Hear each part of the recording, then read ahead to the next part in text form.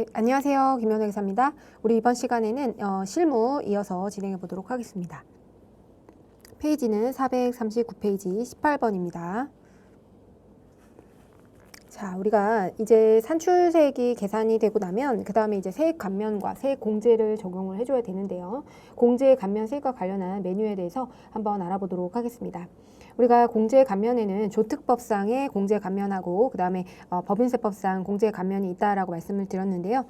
그거와 관련된 내용을 한번 해보도록 할 거예요. 우리가 하는 것들은 보통 이제 조특법과 관련해서 되는데 이제 메뉴들을 한번 살펴보시면 공제 감면세액 계산서라고 하는 게 있어요. 그렇게 되면 여기에서는 조특법상 세액 감면을 선택하도록 되어 있거든요. 자, 메뉴를 한번 보여드리면 자, 여기 보시면 우리가 이제 공제감면세액 2번, 그 다음에 3번, 요걸 저희가 주로 다루게 되거든요. 그래서 공제감면세액 2번을 가보시게 되면 F2 키를 누르면 우리가 이 지금 옆에 보시면 법조항이 나와 있죠. 이게 조특법상의 법 조문들이에요. 조특법, 그래서 중소기업 특별세액감면, 그 다음에 창업 중소기업에 대한 세액감면이라고 해가지고 이렇게 내용들이 나와 있습니다. 그래서 최저한세 적용 대상이 대부분 우리가 이 조특법상 그 감면들의 경우에는 대부분 최저한세 적용 대상에 해당이 되거든요. 그래서 이거는 세액 감면, 세액 감면입니다. 세액 감면들이 이제 법조문에 따라서 기재가 되어 있고, 우리는 여기다가 이제 관련된 계산서를 입력하도록 합니다. 그다음에 세액조정 명세서. 그래서 지금 보시면 이 내용이 요 조특법상 세액 감면과 관련된 내용이 들어가 있다.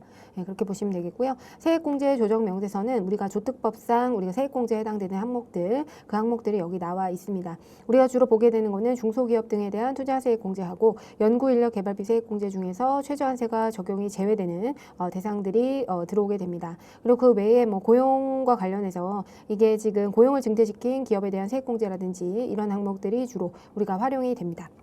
네, 그래서 세액공제는 이것도 조특법상 나와 있는 세액공제 1번, 2번으로 나뉘어져서 기재가 되어 있고요. 네, 전자신고에 대한 세액공제도 여기 이렇게 나와 있죠. 그다음에 이제 단기 공제액은 이 세액공제 받은 것들은 2월이 돼서 세액공제는 우리가 5년 동안 2월에서 사용할 수 있기 때문에 우리가 발생한 사업연도와 그다음에 단기 중에 공제받은 금액, 공제 대상 금액 혹시 최저한세로 인해서 공제되지 않았는지 혹은 뭐 결손이 나서 공제가 되진 않았는지 이런 내역들을 여기서 관리를 하게 됩니다. 그래서 발생이 돼서 공제받고 소멸하기까지 2월 되는 금액들 여기에서 반영을 하게 된다. 여기서 이렇게 반영을 하고 나면 그러고 나면 자 세액공제 1번, 2번, 그다음 단기 공제 및 2월의 계산 탭을 활용한 다음에 그다음 합계표를 불러오게 됩니다. 이 합계표에서는요. 우리가 지금 보시면 요 위에 1번에서 6번까지 작성한 내용들 있죠. 그거와 관련된 내용들을 여기에다가 취합하는 겁니다. 그래서 최저한세 배제와 관련된 내역들이 있고요. 그리고 지금 세액 감면, 최저한세가 배제되는 세액 공제. 그래서 여기 연구인력 개발비 세액 공제와 관련해서 최저한세가 적용이 제외되는 우리 중소기업에 대한 세액 공제 내역이 여기 들어오게 되고요. 나머지는 최저한세가 적용되는 대상 감면에 해당이 됩니다. 그래서 중소기업 특별세액 감면이라든지 그다음에 창업 중소기업에 대한 세액 감면 이런 것들. 그래서 여러분들이 잘 기억이 안 나면 여기에서 한번 찾아보셔가지고 최저한세 적용 세액 감면에 해당되는지 여부를 판단하시면 되겠습니다. 그래서 최저한세가 적용되는 이제 세액공제와 면제, 그리고 비과세, 이월과세, 임금불산입, 송금산입 이렇게 되어 있는데 우리가 주로 만지게 될 것들은 요거 최저한세가 이제 적용되는 세액감면 요 내역들을 좀 보게 될 겁니다. 네, 그렇고 이렇게 세액공제가 이제 완료가 되면 우리는 세액공제 신청서를 통해서 세액을 공제해 주세요. 세액 감면을 해주세요. 라고 해서 세액 감면 신청서를 마지막으로 불러오게 되거든요. 그 다음에 여기 보시면 연구인력 개발비와 관련한 명세서, 연구인력 개발비 세액공제는요. 요거 이제 연구인력 개발비 준비금에 해당이 되는 내용이고 우리는 연구인력 개발비 세액공제와 관련한 거는 요거 밑에 있는 연구인력 개발비 명세서라고 하는 시트로 활용을 하게 된다. 네, 그래서 이런 내용들을 우리가 살펴볼 거고요. 문제 풀면서 다시 한번 설명드릴게요. 우리가 사실 이 조특법상 세액공제와 세액감면은 좀 어려운 부분이에요. 그렇기 때문에 여러분들은 요 교재에 나와 있는 내용 정도만 좀 준비하고 가는 걸로 할게요. 워낙 어려워요. 네, 그래서 자 지금 보시면 주식회사 현미산업이고요. 페이지는 우리 442페이지 먼저 문제 풀어보도록 하겠습니다. 주식회사 현미산업이고 사무용 가구를 생산하고 제조 도매업을 영위하는 중소기업이다. 서울에 소재하고 있고요. 당법인은 단기 신규 투자한 기계장치에 대해서 중소기업 투자세 공제를 받고자 한다. 이거는 우리가 조특법상에 우리가 공제에 해당이 된다. 조특법상 세액공제에 해당이 되겠죠. 그래서 2020년도에는 3%의 공제율을 적용한다고 이렇게 공제율을 주는 경우가 대부분입니다. 네, 그렇게 되시는데요. 자, 그러면 우리 중소기업 투자세액공제에 대해서 한번 알아보도록 할게요. 자, 중소기업 투자세액공제는 그때도 이제 세액 감면하고 세액공제 이 두 가지가 있는데 세액 감면이라고 하는 것은 2월 감면이 안 되고요. 중복 적용이 안 되고 그다음 최저한세가 적용이 되는 그래서 조특법상의 감면에 해당이 되고 중소기업 특별세액 감면, 창업중소기업 감면 이런 것들이 가장 대표적인 항목에 해당이 됩니다. 그래서 중소기업 특별세액 감면하고 그다음 창업중소기업 세액 감면은 서로 중복 적용이 원칙적으로 불가능합니다. 세액공제는 2월 공제가 되고 중복 적용이 가능하고요. 투자세액공제 같은 경우에는 최저한세가 적용이 되는데 지금 보시면 조특법상의 투자세액공제는 조특법상의 투자세액공제에 해당이 돼요. 그래서 연구인력개발비 세액공제, 기타 세액공제 모두 다 조특법에서 열거하고 있는 세액공제들은 원칙적으로 최저한세가 적용되는 것이 원칙입니다. 근데 예외적으로 이 연구인력개발비 세액공제 중에서 중소기업이 지출하는 연구인력개발비 세액공제는 그때는 최저한세를 적용하지 않는다. 요거를 기억을 해두셔야 됩니다. 그리고 투자세액공제와 중소기업 연구인력개발비 세액공제는 중복 적용이 가능하다. 요 말씀을 드린 적이 있어요. 자, 그럼 우리 중소기업 투자세액공제가 뭔지 말씀을 드려볼게요. 중소기업 투자세액공제는 우리가 중소기업이 기계장치 등과 같은 그런 사업용 자산이나 정보 시스템 설비, 정보보호 시스템 설비 이런 것들을 구매하게 되면 대규모 투자가 발생하게 되잖아요. 그렇기 때문에 세금을 납부할 여력이 없다는 것이죠. 그렇기 때문에 그런 투자를 또 장려하기 위해서 투자를 하게 되면 투자 금액의 일정 비율을 공제를 해주게 됩니다. 근데 이때는 우리가 이 사업용 자산을 구매할 때 중고품이나 금융리스 외의 리스에 의한 투자, 금융리스는 가능한데 금융리스 외의 리스로 투자하는 거, 운용리스겠죠. 그래서 중고품이나 이제 금융리스가 아닌 방법으로 리스를 하게 되면 그때는 제외를 한다라고 합니다. 그렇기 때문에 지금 보시면 기계장치 A와 기계장치 B를 주는데 언제나 중고품을 섞어서 줘요. 그러면 여러분들 중고품은 투자세액공제 대상이 아니다라는 거를 발라내시면 되겠습니다. 그리고 지금 공제율을 보시게 되면 우리가 공제율은 굉장히 다양하고 외워야 돼요. 근데 보통 이제 중소기업이면서 과밀억제 권역 제외 지역은 3%, 그다음에 과밀억제 권역 제외 지역 중에서 위기 지역은 10%, 그다음에 과밀억제 권역 제외 지역 중 수도권은 1%, 그다음에 과밀억제 이 중견기업의 경우에는 과밀억제 권역 제외 지역은 수도권 제외 지역은 2%, 그리고 5% 이런 식으로 나뉘게 됩니다. 그래서 보통은 지금 보시면 이게 몇 %다라는 걸 줘요. 네, 그런데 여기서는 지금 3% 공제율을 적용하라고 되어 있기 때문에 우리는 그냥 3%를 적용하시면 되겠어요. 그래서 투자세액 공제가 나오게 되면 이게 이제 다양한 케이스들이 있기 때문에 근데 보통 이제 3%로 공제가 된다라고 기억을 하시면 되겠습니다. 네, 그래서 중고품은 일단 공제 대상이 아니기 때문에 한번 우리 세액공제를 입력해 볼게요. 자, 세액공제는 우리가 이 감면의 경우에는 세액 감면은 2번, 네, 세액공제는 3번. 네, 적용이 됩니다. 그래서 대부분 세액공제는 이렇게 나와 있는데 연구인력개발비 세액공제는 여기 지금 왼쪽에 별도로 또 하나의 서식을 작성해야 된다라는 걸 기억하시면 되겠고요. 지금 보시면 이거 중소기업 투자세액공제에 해당이 되죠. 여기다가 금액을 기재해 주시면 되겠습니다. 금액이 얼마였죠? 잠시만요. 자, 금액이 지금 1억이죠. 2020년 4월 20일에 신제품을 구매했네요. 기계장치 B에 대해서 우리가 1억, 자, 투자액을 1억을 기재해 주시고요. 자, 공제율은 3%이기 때문에 3번 하시게 되면 우리 공제 대상 세액이 이렇게 결정이 됩니다. 이렇게 하고 끝나시면 안 돼요. 왜냐면 얘는 우리가 단기에 공제할 것인지 아니면 2월을 시킬 것인지 여부를 우리가 선택해야 되기 때문에 단기 공제 및 2월의 계산이라고 하는 시트로 반드시 가셔서 입력해 주셔야 됩니다. 그래서 F2 키를 누르게 되면 중소기업 등 투자세액 공제 제일 먼저 나오게 되시죠. 자, 그러면 올해 년도가 이제 2020년도에 이 공제액이 발생을 했다라는 거예요. 자, 금액이 얼마였냐면 300만 원이 이제 발생을 했죠. 공제 대상 세액이 300만 원이 된다. 근데 그 중에서 우리가 단기에 공제할 금액은 300만 원.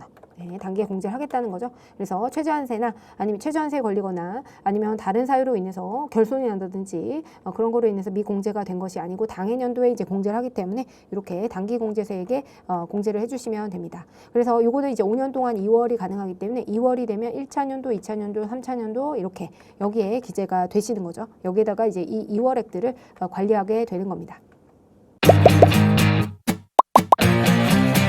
에듀윌 유료 회원만의 특별한 서비스.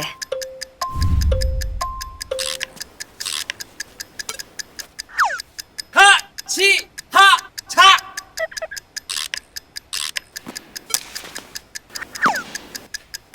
하치하차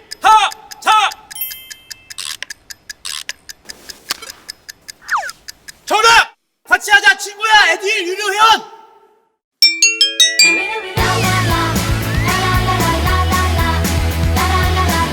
소개하고 현금 받는 혜택. 오직 에듀윌 유료 회원에게만. 에듀윌.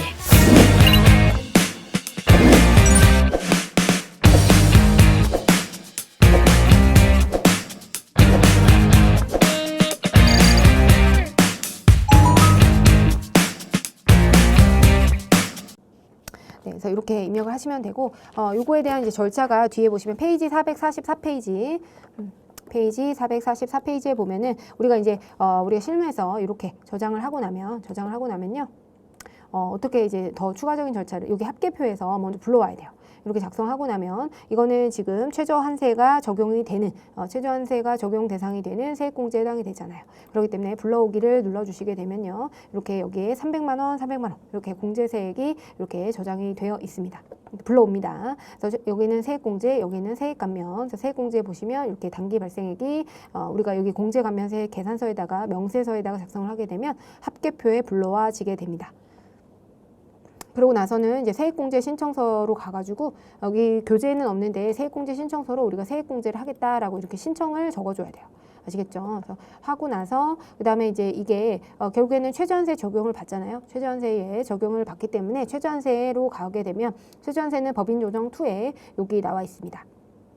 그래서 여기에서 이제 불러오기를 눌러보시면 여기 300만 원이 세액공제로 이렇게 불러져 오는 것을 여러분들 확인하실 수가 있어요. 그래서 여기 최저한세 이따가 볼 건데 최저한세 계산해서 이 최저한세 대상 그 감면 후 세액에 세액공제 반영 후에 그 금액을 기재해야 되기 때문에 여기 300만 원이 이렇게 자동으로 불러져 오더라 라는 거 참고 목적에서 보시면 되겠습니다. 일단 만약에 세액공제 신청서 이거 모모를 작성하라고 줄 거예요. 세액공제 조정 명세서를 작성하라고 했기 때문에 우리는 지금 보시면 요 3번 여기서 입력했던 요 금액만 제대로 입력을 하시고 그다음 단기공제 및 2월액에다가 이 금액이 어떻게 반영되는지를 잘 기재 단기분 요 공제액의 단기분과 단기공제 대상 세액 그다음에 요 합계액을 공제되는 금액을 기재해 주시면 되겠습니다. 어렵지 않죠? 어렵지 않습니다. 자, 그 다음 볼게요. 자, 주식회사 백두전자고요. 전자부품을 생산하고 제조, 도매업을 영위하는 중소기업이다. 근데 2020년인데 당사는 고용을 증대시킨 기업에 대한 세액공제. 이거를 적용을 받고자 한대요. 정규직에 대한 근로자 변동 내역이 다음과 같을 때 세액공제 조정명세서 3번 세액공제 신청서를 작성하시오. 그렇죠. 그리고 2020년도는 사업연도는 세액공제 요건을 충족하지 못했다. 이건 뭐냐면요. 이거 잘못됐습니다. 오타입니다. 2019년도입니다. 2019년도. 그러니까 2019년도에는 세액공제 요건을 충족하지 못해서 2월액이 없다는 거예요. 2월액이 없다는 거. 네, 그리고 세액공제 조정명세서 3번은 세액공제 탭뿐만 아니라 단기공제 및 2월액을 계산해서 각각 작성해라. 이렇게 되는 겁니다. 자, 그러면 요걸 한번 보도록 할게요. 자, 그러면 세액공제 조정명세서로 들어가셔서요. 자, 백두전자로 가겠습니다. 아까 저희 그 회사를 바꾸고 현미산업으로 안 바꾸고 했네요. 그죠? 현미산업으로 바꾸고 했어야 되는데 다른 회사에서 했네요. 회사 일단 지금 백두전자로 바꿨고요. 백두전자에서 우리가 세액공제 이제 신청서를 세액공제 조정 명세서를 일단 불러 오시면 됩니다. 자, 그러면 고용을 증가시킨 세액공제가 뭔지 일단 살펴보고 입력을 해보도록 할 건데요. 자, 고용을 증대시킨 기업에 대한 세액공제 이건 뭐냐면은 최근에 그 취업난이 계속되면서 고용을 증대시키게 되면은 지금 보시면 2021년 12월 30일이 속하는 과세연도까지 우리가 해당 과세연도의 상시 근로자 수, 즉 정규직 근로자를 의미합니다. 그래서 상시 근로자 수가 직전 과세연도보다 증가하게 되면 어쨌든 인원을 고용하는 거죠. 인원을 고용하게 되면 이건 이제 어쨌든 채용을 좀 늘리라는 거예요. 그렇게 되면 다음의 금액을 법인세에서 공제한다. 다만 증가한 인원수는 증가한 상시 근로자 인원수를 한도로 한다. 이건 자동으로 계산이 되기 때문에 여러분들은 입력만 잘 하시면 되는데요. 지금 보시면 중소기업은 이제 수도권과 지방에 따라서 그리고 중견기업이냐 대기업이냐에 따라서 우리가 인원 증가액에 따라서 달라지게 되고요. 자, 상시 근로자는 수도권 700만 원, 지방은 770만 원, 그다음 중견기업은 450만 원이 공제가 됩니다. 청년 근로자와 그다음 장애인 등의 경우에는 자, 수도권은 1,100만 원, 지방은 1,200만 원, 중견기업은 800, 그다음에 대기업은 400만 원입니다.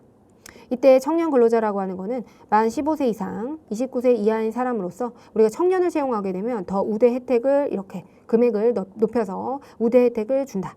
그리고 병역을 이행했다면 그 연령을 제외해서 만 29세 이하인 사람, 그러니까 병역 이행 기간을 차감해가지고 연령을 따진다라는 것이에요. 그래서 고용을 증대시킨 기업에 대한 세액공제는 최저한세 적용 대상이에요.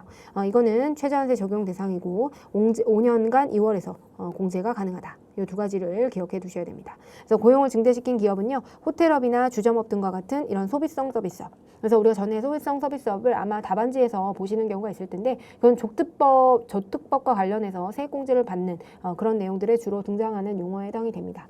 그래서 접대비 한도나 기부금 한도는 이런 소비성 서비스업에 따라서 한도가 달라진다. 이러면 틀린 문장에 해당이 되는데요. 이런 조특법 감면의 경우에는 호텔업이나 주점업 등이 제외됩니다. 소비성 서비스업을 경영하는 내국법인은 제외가 되기 때문에 이러한 내국법인을 제외한 모든 내국법인이 적용 대상이 됩니다. 그래서 고용을 증대시킨 이제 기업에 대한 세액공제를 입력을 해보도록 하겠습니다. 어쨌든 최저한세가 우리가 기억하셔야 되는 거는 최저한세 적용 대상이고, 그 다음에 미공제액은 5년 동안 2월에서 공제를 받을 수 있다는 거, 그거를 기억을 해두시고요. 그 다음에 여기서 수도권이냐 아니냐 여부를 판단할 때는 그러니까 수도권은 서울, 그 다음에 경기, 인천까지 일컫게 되는 겁니다. 자, 그럼 우리가 이제 여기서 입력을 하셔야 되는데요. 지금 보시면 백두전자가 지금 수도권인지 여부는 판단해 주셔야 돼요. 자, 여기서 지금 고용을 증대시킨 세액공제. 밑에 보시면 여기 컨트롤 F를 찾아서 고용을 증대시킨 기업에 대한 세액공제. 이렇게 해서 찾으셔도 됩니다. 그러면 F4를 누르게 되면 F4를 누르면 이렇게 다음과 같이 나오는데 수도권 내인지 밖인지 이걸 확인하셔야 되죠. 그러려면 회사 등록 정보를 가보도록 하겠습니다. 네, 그래서 여기 기초정보에 회사 등록을 가보시게 되면요, 이제 회사가 인천광역시 남동구에 해당이 되네요. 그렇기 때문에 수도권에 해당이 돼서 우리는 법인 조정에다가 세액공제에다가 F4를 눌러서 입력을 하실 때 수도권 내로 입력을 해주시면 되겠습니다. 지금 청년은 2.5명, 청년 등 외에는 4명이네요. 그러면 직전 과세년도 대비 상시근로자가 증가한 인원은 2.5명. 그 다음에 청년 등 외에는 4명 하게 되면 자동으로 이렇게 오른쪽에 2,750만 원, 2,800만 원, 그래서 5,550만 원이 이렇게 입력이 되는 거를 여러분들이 확인을 하실 수가 있습니다. 네, 그래서 1인당 공제 금액은 자동으로 계산이 되죠. 그렇게 해서 저장을 하시고요. 그리고 나서 단기 공제 및 2월에 계산에다가 이 내역을 입력을 해주셔야 됩니다. 그럼 F2 키를 눌러서 우리가 고용을 증대시킨 기업에 대한 세액공제를 찾아줄게요. 그래서 고용을 증대시킨 기업에 대한 세액공제고요. 2020년도에 단기의 공제분이 5,550만 원 이렇게 단기 공제분이 있었고, 단기에 이제 공제를 하겠죠. 그래서 지금 단기분이 이제 기재가 되었습니다. 그래서 여기 계까지 해서 5,550만 원 이렇게 입력을 하시면 정답이 됩니다. 득점이 되는 것이에요. 지금 보시면 세액공제 조정 명세서하고 세액공제 신청서를 작성하라고 했어요. 세액공제 신청서. 자, 지금 여기 교재에는 답안이 안 나와 있는 것 같아요. 근데 저는 작성을 할게요. 세액공제 조정 명세서와 그다음 세액공제 신청서를 작성하라고 했기 때문에 여기 세액공제 신청서 요거를 불러오시면 됩니다. 그래서 여기서 불러오기. 자, 여기 불러오기 하시면 지금 다음과 같이 공제세액이 입력이 되어 있어요. 잠시만요. 이거 저장이 되는지 한번 볼게요. 자, 단기에 이제 공제되는 금액이 저장이 됐고요. 자, 저장이 됐고, 자, 이게 사실은 합계표에 불러와야 되거든요. 사실은 합계표에 다 불러오고 최저한세가 적용이 되는 세액공제로 불러오시고, 그러면 여기 5,550만 원이 불러와져 오죠. 저장을 한 다음에 그 다음 세액공제 신청서에서 불러오기를 하시면 이렇게 5,550만 원이 이렇게 대상세액과 공제세액으로 입력이 됩니다. 그래서 원칙적인 순서는요, 여러분 세액공제는 이렇게 세액공제 조정 명세서 3번에서 먼저 이렇게 입력을 하시고 세액공제를 입력을 하시고 단기공제 및 2월 세액 계산에다가 단기에 공제를 하겠다 이렇게 기재를 하신 다음에요, 그 다음에 합계표를 먼저 불러오셔야 돼요.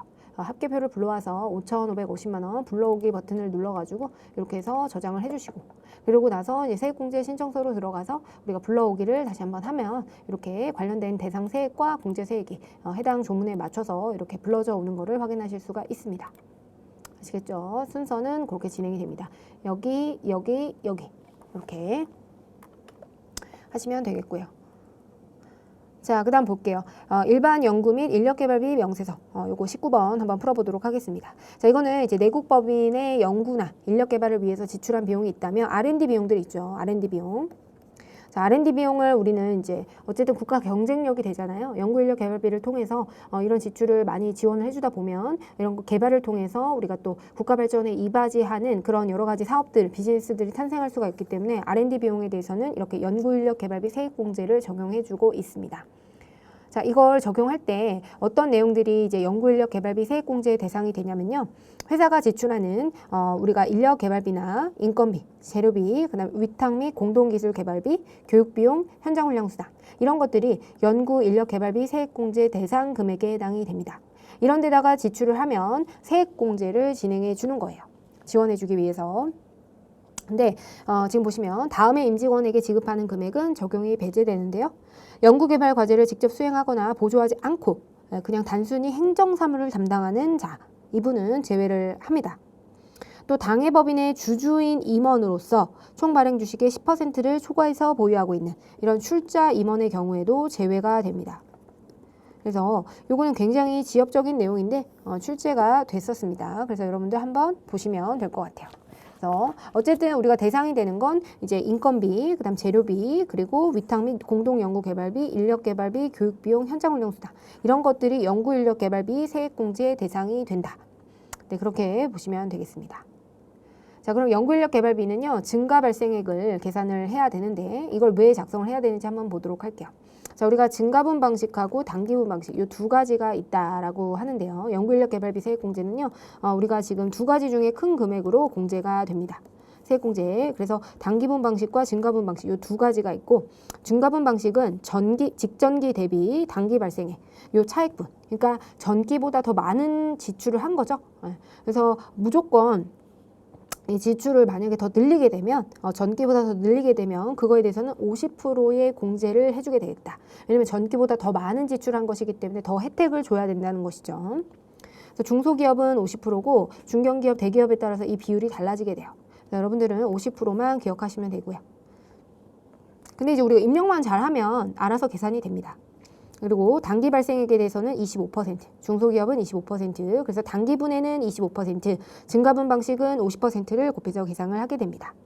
근데 다음의 경우에는 단기분 방식만 적용을 하게 되는 거죠. 원래는 이제 두 가지를 우리가 증가분하고 단기분을 비교해서 우리가 큰 금액으로 연구인력 개발비 세액공제액을 결정해 줘야 되는데 다음의 경우에는 단기분 방식만 적용을 한다.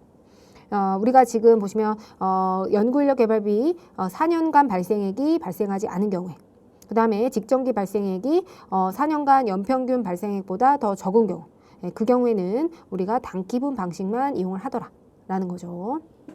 이건 제가 이따가 그 문제를 풀면서 한번 보여드릴게요. 네, 교재를 풀면서 한번 보여드리도록 하겠습니다. 그래서 어쨌든 이 두 가지를 비교하기 때문에 우리는 입력만 잘해주면 프로그램에서 알아서 세액공제액이 제대로 자동으로 계산이 되는 거를 여러분들이 확인을 하실 수가 있어요.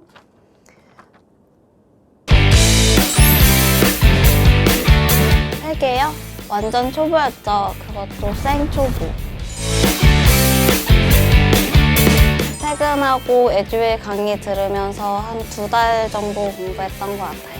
그래서 제가 세운 목표는 강의를 한번 다 듣고 기본기를 만든 후에 기출문제를 풀자 이거였거든요. 강의만 들어도 그 안에 기출문제로 그날 배운 내용 적용해서 풀어보는 거라 공부하는 데 도움이 많이 됐어요. 에듀윌은 합격이다! 자, 한번 볼게요. 교재는요, 페이지가요, 서부상사고 페이지는 448페이지입니다. 자, 주식회사 서부상사고 스마트폰 부품을 생산하는 중소기업에 해당이 되고 당해 사업연도는 2020년이고 당사의 일반 연구 및 인력개발비 명세서를 작성해라. 그리고 여기서는 반드시 중소기업이라는 내용을 주게 됩니다. 그래서 중소기업인지 여부에 따라서 최저한세라든지 공제율이라든지 이런 내용들이 달라지기 때문에 중소기업인지 여부를 반드시 주게 되어 있어요. 여러분들은 꼭 확인을 해 놓으셔야 돼요. 나중에 이제 최저한세, 우리 법인세 과세표준 및 신고서 관련해서 우리가 최저한세 걸리는 문제 때문에라도 중소기업인지 여부를 여러분들이 잘 확인을 하시고 문제를 풀어내셔야 됩니다. 자, 그러면 서부상사 일단 가겠습니다. 자, 서부상사 가시게 되면 일반 연구 및 인력개발비 명세서를 일단 불러오시면 돼요. 자, 그러면 세액공제 이거 작성하고 세액공제 조정 명세서를 완성해라 이렇게 나와 있어요. 그러면 연구 및 인력개발비 지출 내역은 다음과 같다. 모두 일반 연구 개발에 해당이 된다. 그래서 경상 연구 개발비, 제조로, 인건비, 재료비, 위탁개발비 이렇게 주어져 있네요. 네, 그러면 한번 입력해 볼게요. 자, 인건비는요, 경상 연구 개발비로 되어 있대요. 제조원가죠. 제조원가니까 지금 경상 연구 개발비 해서 523번 이렇게 입력이 됐고요. 자, 인건비는 지금 3명이고 2천만 원. 자, 그 다음 재료비의 경우에는 10건 4,400만 원.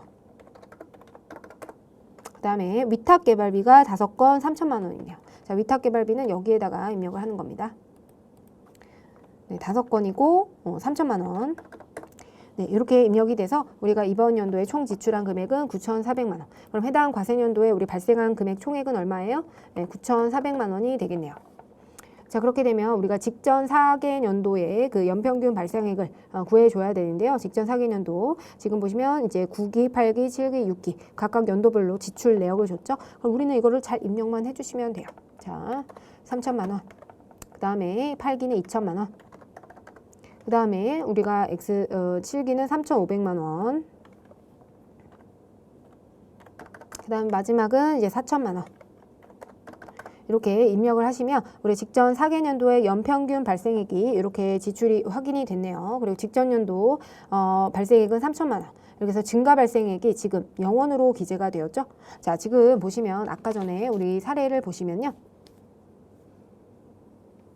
여기 직전기 발생액하고 그 다음에 4년간 연평균 발생액, 직전기 발생액이 지금 얼마였어요? 직전 연도가 3천만 원이 발생을 했죠. 네, 3천만 원이 발생을 했는데 지금 4년간 연평균 발생액이 어떻게 됐어요? 지금 보시면 4년간 연평균 발생액은 여기 나와 있습니다.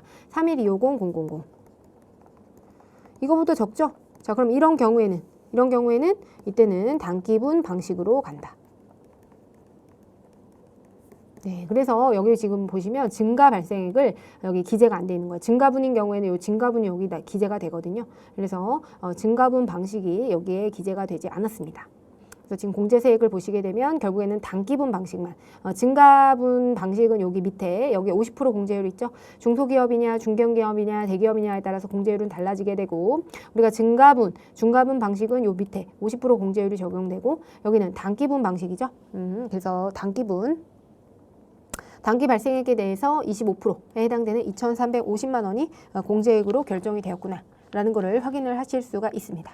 네, 그렇게 되고요. 이거는 중소기업에 해당이 되기 때문에 최저한세는 제외 대상이 되어야 하는 것이 맞는 것이죠.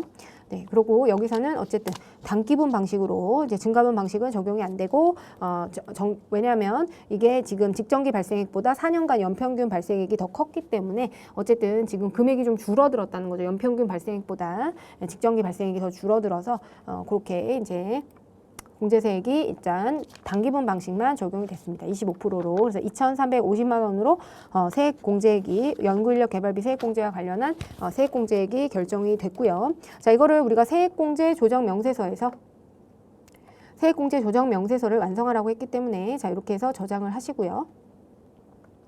자, 그리고 우리 연구인력 개발비는 1번과 2번만 활용하고 3번, 4번은 거의 활용할 일이 없습니다. 네, 그렇게 됐고요. 그러고 나서 세액 공제 조정 명세서를 가도록 하겠습니다. 자, 여기에서 이제 보시면 어디에다 입력해야 될까요? 여기에서 이제 불러오기를 하시면 이렇게 불러와줘요. 저장을 하고 오시면. 그래서 2,350만 원 최저한세 적용 대상 제외.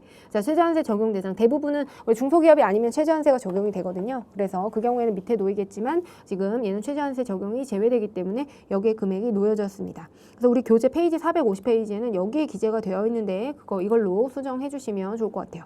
연구인력 개발비 세액 공제와 관련해서 최저한세 적용 제외로 여기에다가 기재해 주셔야 됩니다. 자, 그리고 여기다가 그냥 기재하고 끝나면 안 된다고 말씀드렸죠. 여기 단기 공제 및 2월의 계산에다가 입력을 반드시 해주셔야 되고요. 여기 보시면 연구 인력 개발비 세액 공제 최저한세 제외 대상입니다. 네, 제외 대상에 해당되고 2020년 2,350만 원이 발생을 했죠. 그래서 단기분 이렇게 발생을 했고요. 이렇게 입력을 해주시면 지금 끝에 가시면 우리가 최저한세로 인한 미공제액이나 이런 내역들을 추가적으로 입력하라고 한 내용이 없기 때문에 이렇게 2,350만 원으로 입력이 됐습니다. 자, 이렇게 됐고요. 자, 그리고 이때 지금 보시면 우리 교재에는 이 최저 배제라는 게 있어요. 최저 배제. 그래서 우리가 지금 사업연도란에 지금 요거 지금 최저 배제 여기서 세액공제에서 여기 최저 배제라는 단어가 있어요. 그래서 2020년도에 적용이 됐던 우리 지금 2,350만 원은 최저환세 배제 대상에 해당이 되잖아요. 그래서 이렇게 이제 입력을 하고 나서 우리가 2,350만 원 그리고 저장을 하고 나면요. 최저환세 배제 대상이기 때문에 그걸 세팅을 해주게 되면 최저환세 조정 계산서 여기서 이제 불러오기를 하게 되면은 여기 2,350만 원으로 차감되는 그런 불러오기 버튼을 누르면 세액공제가 마이너스 금액이 떴거든요. 이렇게 뜨게 되는데 이게 이제 최저환세가 배제된다라고 해서 세액공제를 차감하는 그렇게 여기서 세팅을 하고 나면 최저환세가 배제될 수 있도록 최저환세 배제, 그러니까 최저환세 적용 대상이 아니기 때문에 여기에서 우리가 세액공제에서 차감이 될 수 있도록 이렇게 자동으로 반영이 되는 거거든요. 요거에 대한 내용이 나와 있는데 지금 만약에 이거를 적용을 안 하더라도요. 적용을 안 해도 어차피 이게 지금 최저환세 배제가 되는 그 세액공제로 반영이 되어 있기 때문에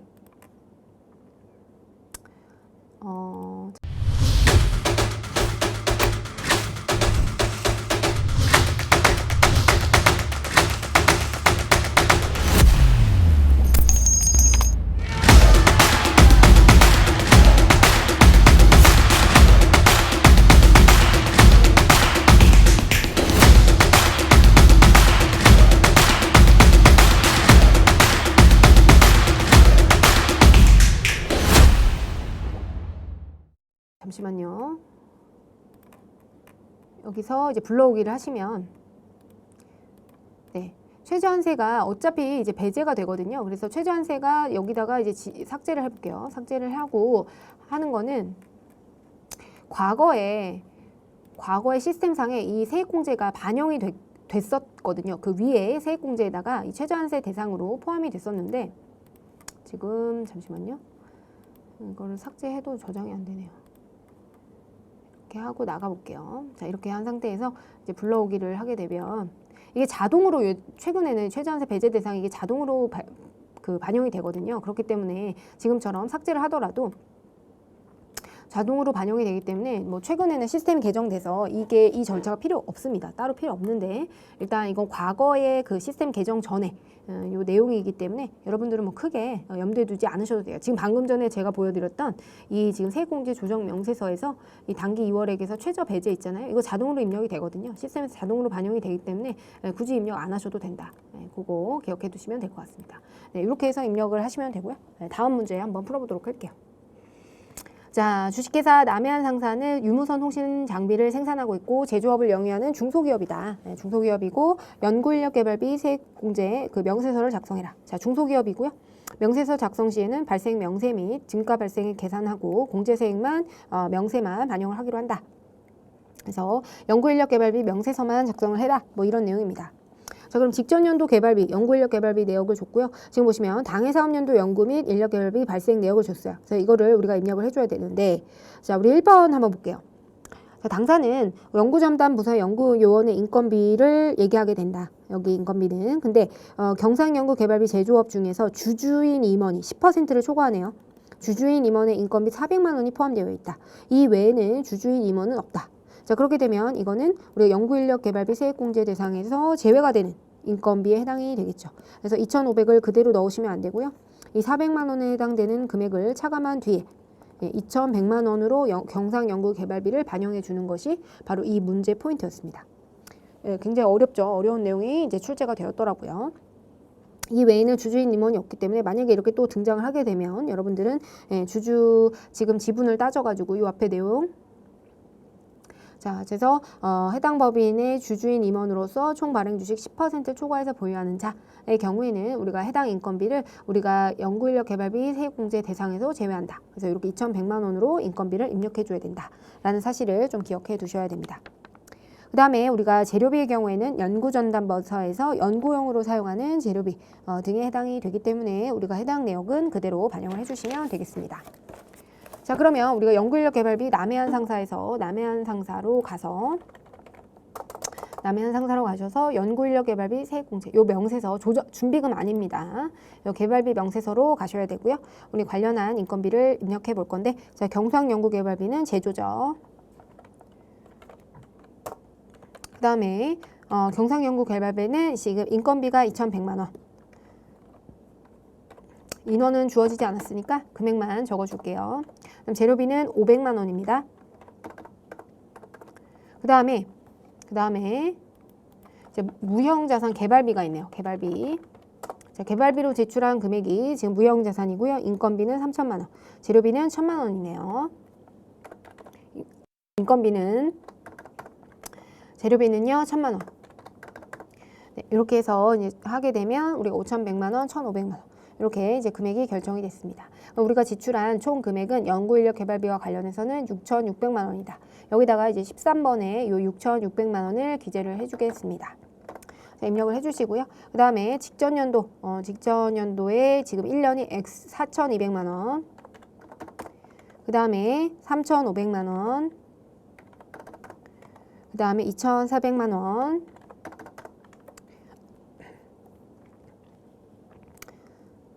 네, 그 다음 2천만 원이죠. 자, 이렇게 하게 되면 직전 4년간 연평균 발생액이 3,025만 원이 되네요.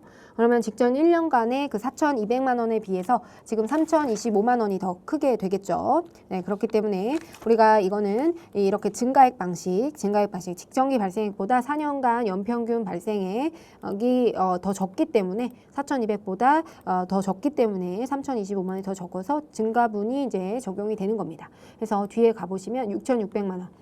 즉 단기에 발생한 이 6,600만 원에 25%를 곱한 1,650만 원 하고 그다음에 증가금액 그래서 6,600에서 지금 증가한 4,400을 뺀 4,200만 원을 뺀 6,600에서 4,200을 뺀 2,400만 원이죠. 그래서 2,400만 원에 50%에 해당되는 1,200만 원. 이 두 가지의 금액을 비교해서 큰 금액으로 적용이 됐죠. 마찬가지로 최저한세는 제외 대상이 되기 때문에 이렇게 제외로 세팅이 되어 있으시면 되겠습니다. 그래서 이렇게 해놓으신 다음에 이제 저장을 하시면 되겠고요. 자, 그리고 나서 뭐 추가적인 우리가 서식을 작성하라는 내용이 없었기 때문에 이걸로 마감을 하시면 되겠어요.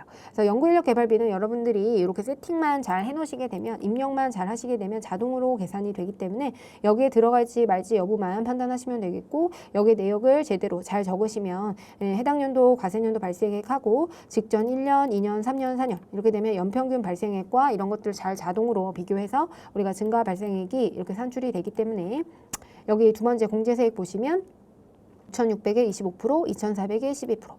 공제율도 적혀 있고 자동으로 세팅이 됐더라라는 거 기억해 두시면 되겠습니다. 이게 공제율이 알아서 기재가 되어 있잖아요. 그래서 마찬가지로 해도 1번, 2번, 그 다음에 3번 이 순서대로 우리가 공제세액을 결정해 나간다라는 거를 이제 보시면 될 것 같고 이 연구인력개발비 세액공제, 이 중소기업에 대한 연구인력개발비 세액공제는 최저한세가 제외되는 대상에 해당이 됩니다. 네, 그렇기 때문에 여기서도 만약에 이게 공제감면 이거 세액공제의 명세서 이걸 작성하라고 했다면은 우리가 이거를 불러오기를 하시면 되겠죠. 불러오기를 하시면 이렇게 자동으로 1,650만 원이 반영이 되고 여기에서도 우리가 연구인력 개발비 세액공제 최저한세 제외 대상이 되는 2020년도 금액은 1,650만 원 이렇게 해서 입력해 주시면 되겠죠. 네, 이렇게 해서 이제 저장 하시면 됩니다.